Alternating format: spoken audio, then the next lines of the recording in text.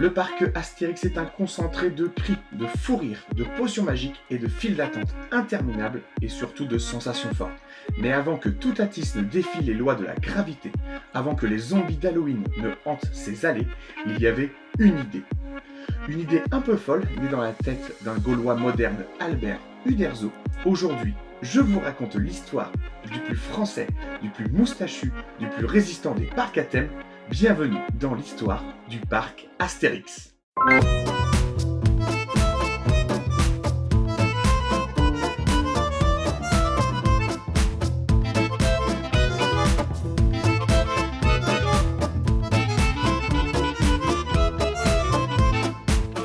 Tout commence en 1980. Albert Uderzo, alors co-créateur des aventures d'Astérix, se rend à Disneyland, Californie. Cette visite est un vrai déclic. Il se dit émerveillé par les dons des Américains pour le show. Dès l'année suivante, il met sur pied une équipe qui, pendant 3 ans, va plancher à la création d'un parc autour des aventures du héros au casque ailé. Cette équipe est composée de Pierre Tchernia, Roger Carrel, Marcel Golib, Gérard Hernandez et Fred. Un de leurs maîtres mots, c'est retranscrire l'humour des bandes dessinées dans le futur parc de loisirs. Une première implantation est alors décidée à Melun-Sénart, mais ce sera finalement un terrain de 155 hectares situé sur la commune de Plégy, à 38 km de Paris, qui est retenu. À l'été 1987, les travaux de construction commencent. L'investissement représente 850 millions de francs français, soit 130 millions d'euros. Le 20 février 1989, la statue d'Astérix, haute de 7 mètres, est alors posée sur une structure rocheuse à 30 mètres du sol.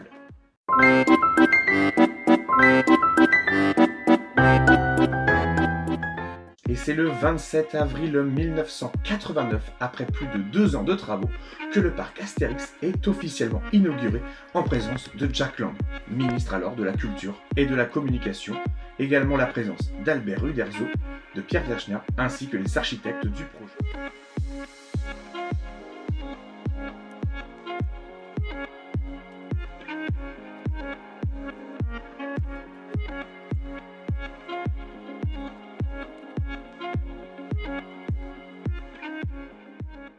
À son ouverture, le parc Astérix est divisé en 5 quartiers thématiques.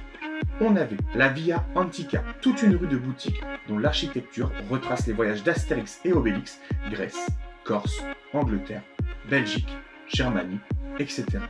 Le village d'Astérix, les maisons d'Astérix, d'Obélix, d'Abracurcix, de Panoramix, le temple de Toutatis, etc.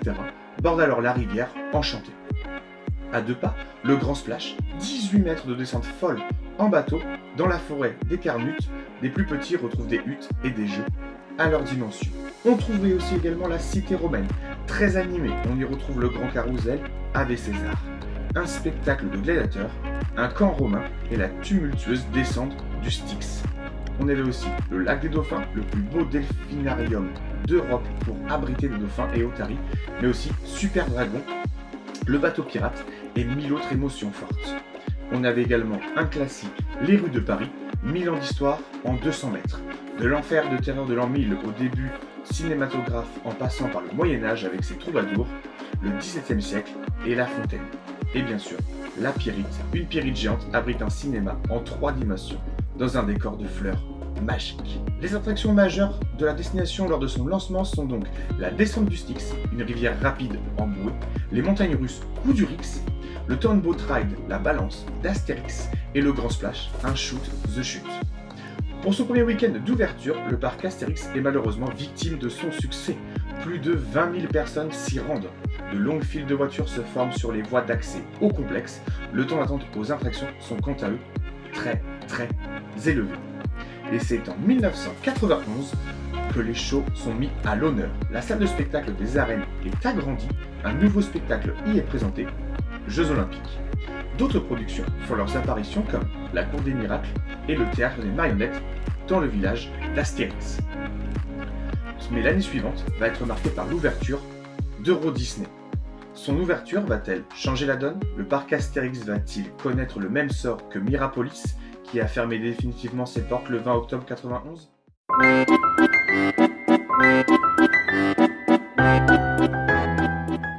Grâce à l'arrivée du géant Disney à seulement 70 km du lieu du parc, le parc Astérix investit pas moins de 19 millions de francs, soit 3 millions d'euros, pour le lancement de la saison. L'attraction National 7, qui permet aux visiteurs de conduire des vieux tacos des années 30, est alors inaugurée. Le quartier La Rue de Paris change de nom et devient À travers le temps. Le spectacle de cascade Les Mousquetaires y est présenté entre les deux passages couverts. Côté restauration, un sandwich gaulois au sanglier est alors proposé aux visiteurs. Le 12 avril 1992, le complexe Euro Disney ouvre ses portes à Marne-la-Vallée. Ce concurrent va capter une grande partie de la fréquentation du parc gaulois qui n'accueille que 990 000 visiteurs pendant cette saison. Ce sera les pires chiffres de son histoire qui font craindre la faillite à la destination. Cette chute de fréquentation est enrayée par la saison suivante. Même si elle ne revient pas au niveau des premières années d'ouverture, la barre du million de visiteurs est enfin dépassée. Une animation baptisée Les Fables Géométriques est présentée au Théâtre de la Fontaine. De nouveaux décors sur le thème du Moyen-Âge et du XVIIe siècle sont installés dans la zone À travers le temps. La tour de Lutèce fait son apparition sur la Via Antica.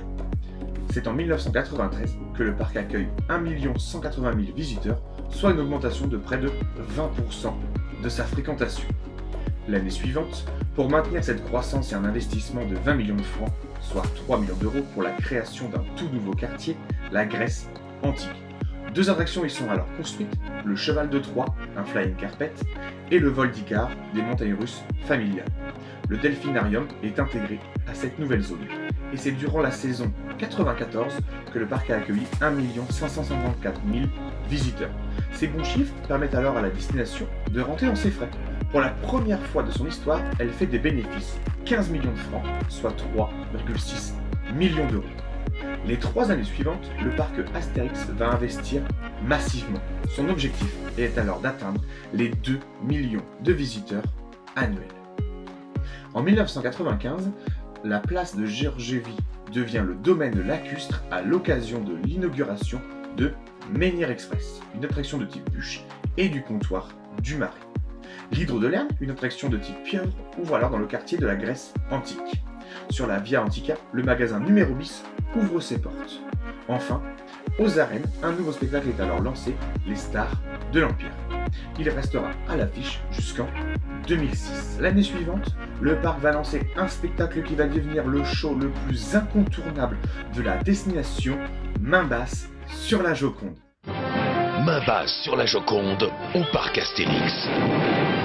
Des explosions, des poursuites, des cascades en direct à vous couper le souffle. C'est le casse du siècle au parc Astérix. Sous vos yeux, sur scène, une course-poursuite haletante entre une moto, une voiture, un train et même le naufrage d'un paquebot en flammes. Ne ratez pas le casse du siècle. Maintenant, au parc Astérix. Depuis son ouverture en 1989, le parc Astérix n'a pas lancé d'attraction capable de déplacer en masse les visiteurs. La destination remédie à la situation seulement en 1997 avec le lancement au sein de la zone antique de Tonnerre de Zeus. Devant Tonnerre de Zeus, tu ne renonceras pas.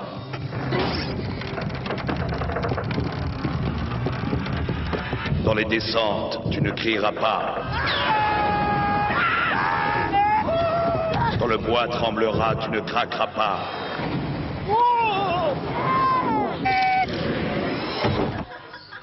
Ça décoiffe, hein? Que ton père vénéré, tu ne te moqueras pas. Tonnerre de Zeus, au parc Astérix.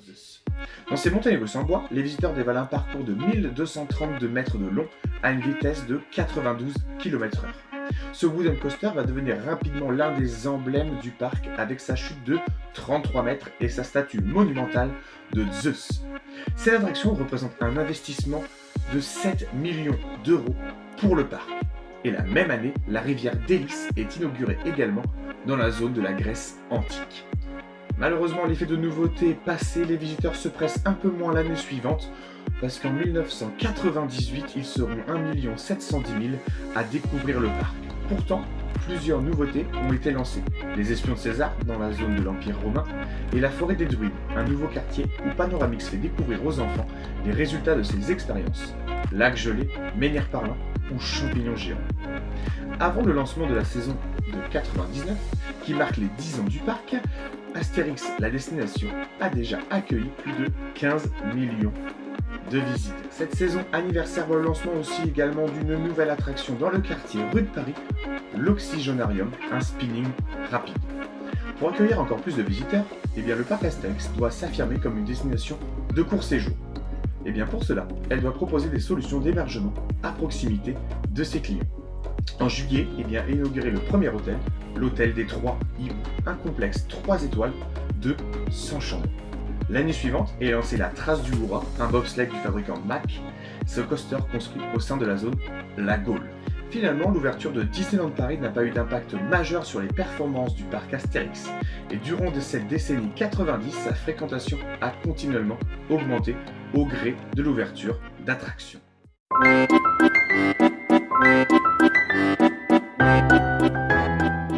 On avance un petit peu et on se retrouve en juin 2002. Le parc Astérix est alors racheté par la Compagnie des Alpes et cette même année, des effets spéciaux sont ajoutés à l'attraction Le Grand Splash. Faute de grosses nouveautés, la fréquentation continue, elle, à s'éroder. 1 750 000 visiteurs passent les tourniquets d'entrée de la destination. L'année suivante, 1 724 000 visiteurs se rendent au parc Astérix. Un chiffre de nouveau en baisse, malgré l'inauguration du Transdémonium dans la zone à travers le temps. Ce train fantôme, qui a nécessité un investissement de 6 millions d'euros, embarque ses passagers dans une aventure sur le thème du l'an 1000. Et en 2004, le parc Astérix fête ses 15 ans, et pour cette saison anniversaire, la destination va franchir la barre des 2 millions de visiteurs.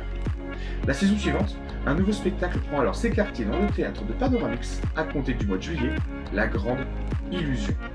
2 événements saisonniers vont également être lancés. Lutèce Plage, pendant la période estivale, durant ces festivités, une plage artificielle est aménagée et des animations sont organisées au bord du Grand Lac. Et on va avoir la fête des druides à compter du 15 octobre. En 2007, les arènes accueillent un tout nouveau spectacle, la Légion recrute. Le théâtre de Panoramix présente quant à lui un show de prestidigitation. Pour la première fois de son histoire, le parc Astérix ouvrira ses portes pendant les fêtes de Noël. Mais malheureusement, la fréquentation continue de s'éroder, passant à 1 622 000 visiteurs. Pour la saison 2008, le parc Astérix voit les choses en grand avec l'inauguration du Défi de César, un investissement de 11 millions d'euros.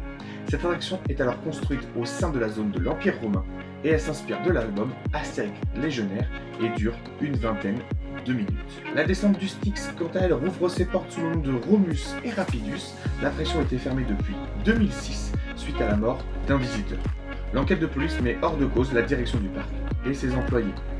Et on continue en 2009 où le parc Astérix célèbre son 20e anniversaire. Cette date est le point de départ d'une grande opération de rénovation des attractions et de réhabilitation de la destination. A l'occasion d'Halloween, le parc lance alors la première édition de Peur sur le parc, qui deviendra, on le sait aujourd'hui, le plus grand événement de parc à thème. Durant plusieurs semaines, une maison hantée est alors créée dans les rues de Paris. Le Transdémonium, les quartiers du Moyen-Âge et la rue de Paris sont hantés à partir de midi. Le cinéma ouvre ses portes pour la diffusion du film 3D Haunted House. Le Noël gaulois fait également du coup son retour sur la saison hivernale. Cette saison anniversaire ne crée pas de dynamique. Le parc Astérix n'accueille que 20 000 visiteurs de plus que l'année précédente. Cette fréquentation chute de près de 8% l'année suivante, passant à 1 820 000 visiteurs à 1 663 000 visiteurs. Le parc Astérix passe de la 2e à la 3e place dans le classement des parcs à thème les plus fréquentés de France.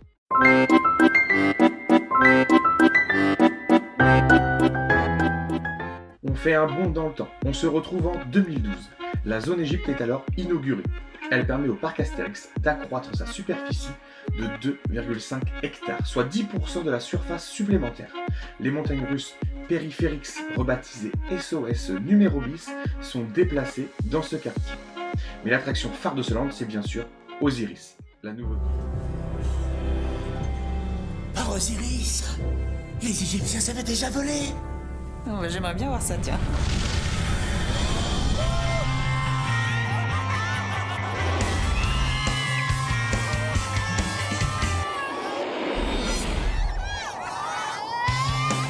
Osiris, la nouvelle attraction pharaonique du parc Astérix.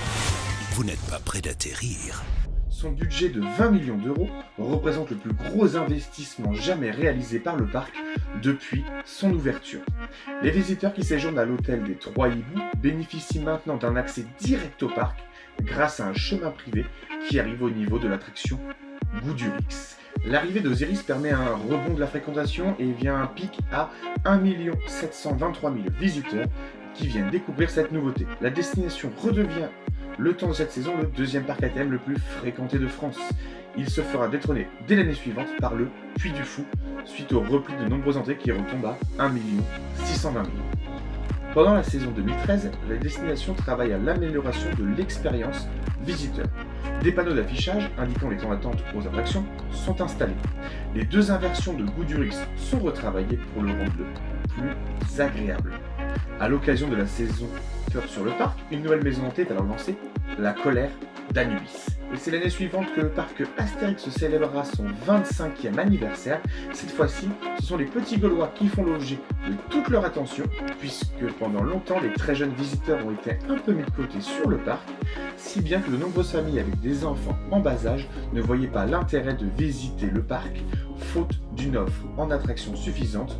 Pour remédier à cette situation, une nouvelle zone thématique est alors inaugurée en 2014, la forêt d'Idéfix. Dans cette nouvelle zone, on va raconter l'histoire d'Idéfix qui a investi cette forêt et qui a invité ses amis les druides pour y faire tout un tas d'aménagements pour amuser les enfants, enfin pour amuser les petits Gaulois. La genèse du projet, c'est l'équipe projet qui a travaillé sur l'idée pendant plus d'1 an. Cette zone-là, c'est une zone dédiée à la famille avec les petits-enfants. Il était important pour nous de reproduire un endroit vraiment serein, en toute quiétude. Chaque attraction est liée à un druide. Et en fait, ce sont les druides qui ont fabriqué chacun une machine qui va amuser les enfants. On a donc une attraction qui est liée au druide Hydraulix, qui est un petit parcours d'eau avec des petits bateaux. Aerodynamix, il a fabriqué des petites machines où les animaux pédalent et emmènent les enfants dans les airs. Ensuite, il y a une autre machine qui a été fabriquée par Enigmatix, qui est un druide qui fabrique des machines, mais il ne sait pas trop, en fin de compte, à quoi elles servent. Du coup, là, il avait avec lui un yo-yo, et ça lui a donné l'idée de fabriquer une petite tour qui fait monter et descendre les enfants. Et puis, il y a une autre machine, alors là, c'est assez particulier parce qu'en fait, on a inventé une druidesse qui n'existe pas dans la BD, qui s'appelle Étamine. Et elle fait des potions, des tisanes, et elle touille ces potions tellement fort qu'elle finit par en faire tourner aussi la maison. On va rajouter une zone pour les tout-petits, sur un sol souple, avec des activités de grimpe et de jeux à ressort, réservées aux moins de 3 ans. Cette nouveauté permet au parc d'accueillir 1 700 000 visiteurs. La croissance de la fréquentation se poursuit en 2015 avec 1 850 000 visiteurs. Lors de cette saison, les spectacles sont mis à l'honneur. Un nouveau show est lancé aux arènes romaines, Gaulois-Romains, le match. Il invite les visiteurs à découvrir les coulisses du tournage de la nouvelle production télévisée des studios Jules César. En 2016, la Compagnie des Alpes annonce alors un plan d'investissement de plus de 200 millions d'euros pour les 10 prochaines années. L'ambition, devenir une destination de séjour à part entière. Et c'est en 2016 que le quartier grec sera le premier à être agrandi. Une première attraction est ouverte alors au public, Discobélix, un disco coaster sans perla qui rend hommage à l'épreuve olympique du lancer de disque. Préparez-vous à faire le plein de sensations avec Discobélix, la nouvelle attraction incontournable du parc Astérix. L'année d'après, c'est au tour de Pégase Express d'accueillir les premiers visiteurs. Ce family coaster du constructeur Gerstlauer représente à lui seul un investissement de 16 millions d'euros.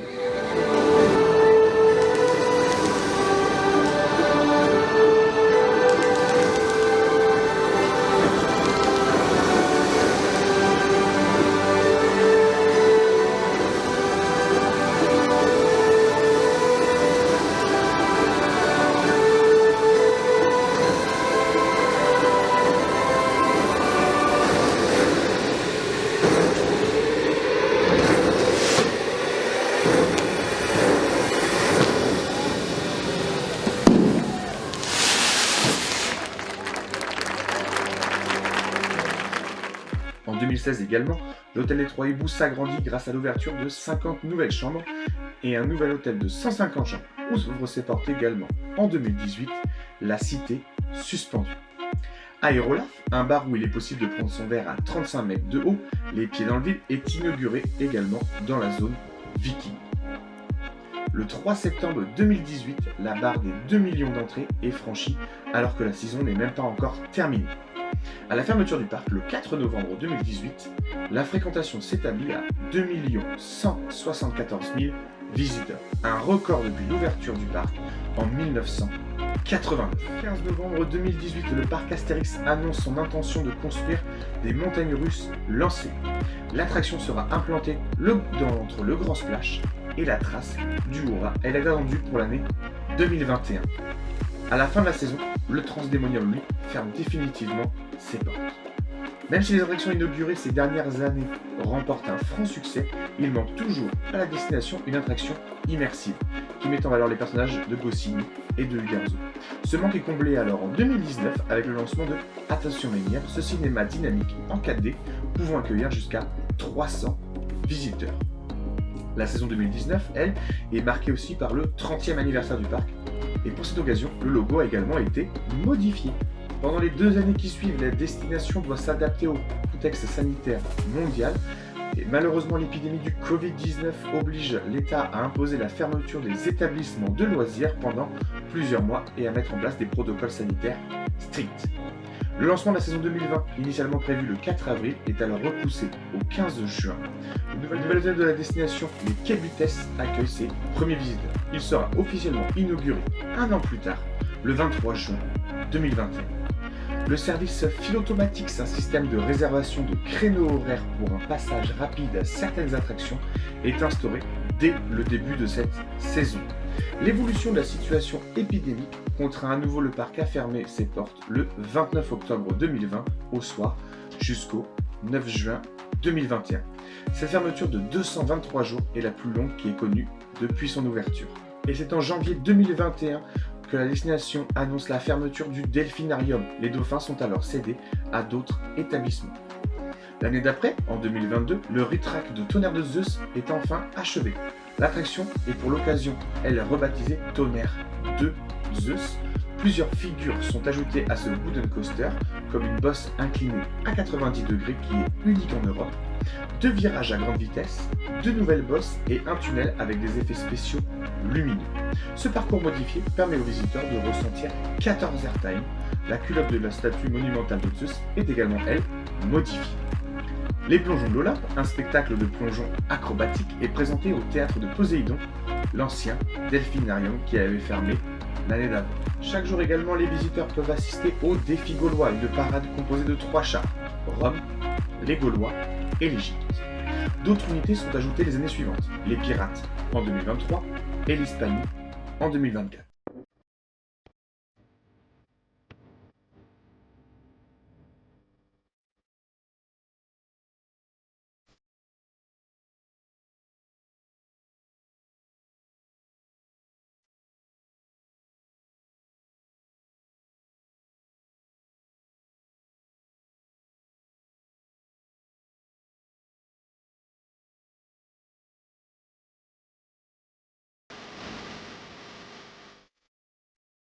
En 2018, le parc Astérix avait annoncé son intention de construire des montagnes russes lancées. Et bien ce projet, initialement prévu pour 2021, a pris du retard en raison du Covid-19. Et au-delà d'une attraction, c'est une toute nouvelle zone qui est inaugurée le 8 avril 2023 au sein du quartier de La Gaule. Et ce quartier s'appellera le Festival Toutatis. Alors je déclare le Festival Toutatis ouvert.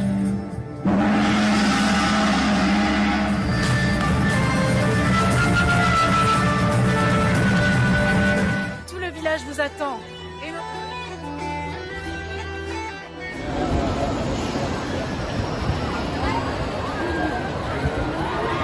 Toutatis est, au moment de son inauguration, le grand 8 le plus rapide de France avec une vitesse de pointe de 107 km/h.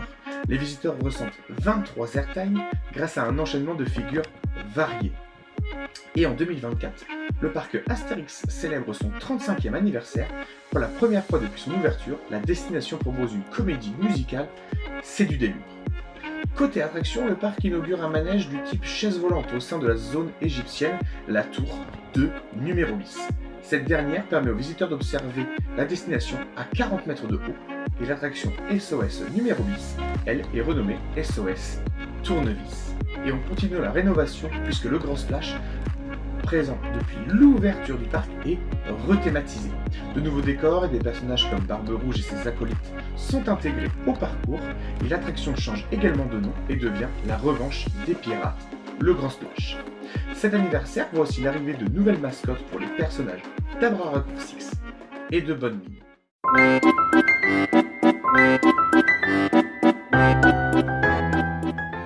L'objectif est clair pour le parc Astérix, développer son offre de loisirs, agrandir son pôle hôtelier et réaménager ses infrastructures de parking pour accueillir toujours plus de monde et continuer de battre des records. Il réfléchit à étendre son calendrier d'ouverture en se dirigeant progressivement vers une ouverture de 270 jours par an, notamment en considérant des ouvertures en semaine en septembre et durant les vacances d'hiver en février. Cela permettrait de mieux répartir la fréquentation dans l'année, c'est-à-dire d'éviter les journées trop surchargées, mais aussi les journées vides. En 2025, un grand chantier est en cours là où se trouvait National 7 pour laisser en place un coaster familial gaulois accessible à partir d'1 mètre. Cet Automatics sera une montagne russe tournoyante sur un thème centré autour d'un garage de chars. Situé derrière Menhir Express, cette attraction étendra la zone gauloise qui devrait s'arrêter au niveau du cinéma 4D Attention Menhir. Plus loin, c'est le thème de l'Égypte qui grignotera l'ancienne zone à travers le temps. L'Oxygénarium et le restaurant du cirque seront rethématisés pour coller au thème égyptien de la zone. En 2026, la zone grecque devrait s'agrandir du côté du lac, là où se situent actuellement les jeux d'eau douce. Fini l'étape de pique-nique jonchée de pommes de pin. 2 attractions pour enfants, pouvant accueillir 800 personnes par heure, arriveront à la place. En plus de cela, la zone sera animée par un véritable aire de jeu aquatique remplaçant les jeux d'eau douce actuels, mais avec davantage de décors. Un très grand restaurant de service à table de 400 places devait être créé, offrant enfin un point de vue de restauration dans cette zone. Les berges du lac, elles aussi, devraient être équipées de gradins utiles au spectacle nocturne donné sur l'eau. Plus loin, une nouvelle maison hantée devrait aussi être de la partie, comme il sera coutume dans chaque zone du parc. En octobre 2026, ce sera vers la zone hôtelière que les regards se tourneront, car un 4e hôtel de 300 chambres sortira de terre. Il faudra s'attendre à du dépaysement, car l'établissement sera sur une thématique inspirée d'un des voyages des héros gaulois. On pourra explorer des jardins perses, phéniciens, égyptiens, mésopotamiens et un oasis central. D'autres projets de moins grande envergure sont aussi envisagés pour 2026, comme la rénovation de l'entrée du parc et la transformation pour Peur sur le parc du parking bus derrière Toutatis en une zone dédiée à la période d'Halloween, constituée d'une scène décorée, de 2 maisons hantées et divers points de vente. En 2027, une page de l'histoire d'Astérix va se tourner parce que l'immense zone historique à travers le temps devrait être entièrement déconstruite pour être remplacée par une autre. On y trouvera une attraction familiale interactive intérieure, 3 attractions pour enfants, une scène de spectacle en plein air, côté lac, 2 maisons hantées, un grand restaurant food court, 2 sandwicheries et 7 autres points de vente de restauration, 3 boutiques et une salle de 1600 mètres carrés dédiée à l'événementiel. Et ça ne s'arrête pas là, puisque plus tard, pour une phase 2 entre 2028 et 2031, les Gaulois reprendront une petite gorgée de potions magiques pour continuer sur leur lancée avec 2 autres zones. Goudurix pourrait subir une restructuration complète de la zone viking, qui serait également à l'étude. En bordure de cette zone, un 5e hôtel pourrait également sortir de terre. De l'autre côté du parc, aux alentours du Grand Splash, de Toutatis et jusqu'à l'entrée du parc, la création d'une nouvelle zone thématique est aussi mentionnée. Cependant, le reste encore entier concernant tout le contenu.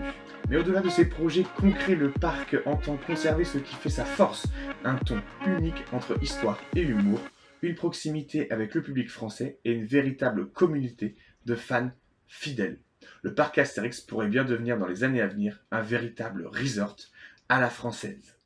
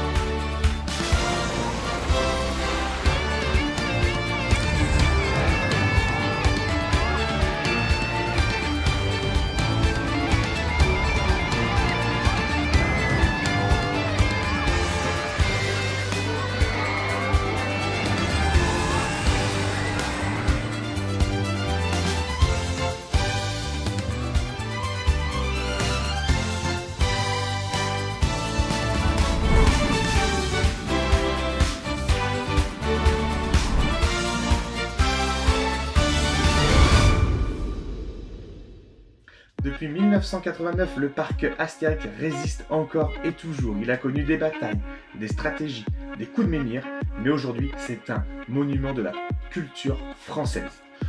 Et tant qu'on pourra crier dans Tonnerre de Zeus, rire devant une statue qui fait une grimace ou manger une glace devant un sanglier, on saura qu'on est bien chez les Gaulois. Merci à tous d'avoir regardé cette vidéo sur la petite histoire ou la grande histoire du parc Astérix. J'espère que celle-ci vous aura plu. N'hésitez pas à liker, partager et commenter la vidéo. Et on se retrouvera la prochaine fois pour une toute nouvelle histoire.